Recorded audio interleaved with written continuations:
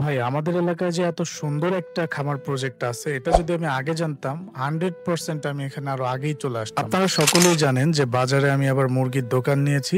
সেই ক্ষেত্রে প্রতিদিন সকালে ঘুম থেকে উঠে আমাকে মুরগি আনতে যেতে হয়। এদিকে ভ্যান চালক ফরিদ ভাই রাস্তায় মুরগি নেওয়ার জন্য দাঁড়িয়ে আছেন, আর আমি খামারের ভেতরে যাচ্ছি মুরগি মাপার উদ্দেশ্যে।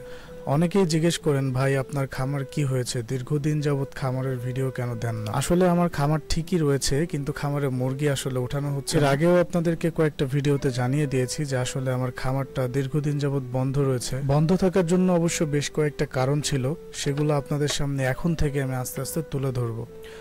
মাঝে মাঝে এমন কিছু অদ্ভুত খামারে আসি যেখানে আসলে সেখান থেকে আর ফিরে যেতে মন চায় না। গ্রাম থেকে শহরে যাই আর শহর থেকে গ্রামে আসি, কোথাও শান্তি মেলে না।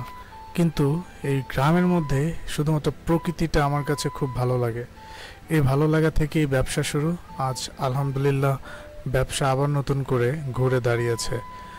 আপনারা কারা এই প্রকৃতির প্রেমে পড়েছেন অবশ্যই কমেন্ট করে জানাবেন। আমার মতো কে কে প্রকৃতি ভালোবাসেন, আর যারা ফার্মিং শিখতে চান অবশ্যই ডেসক্রিপশনের দেওয়া নাম্বারটাতে যোগাযোগ করুন।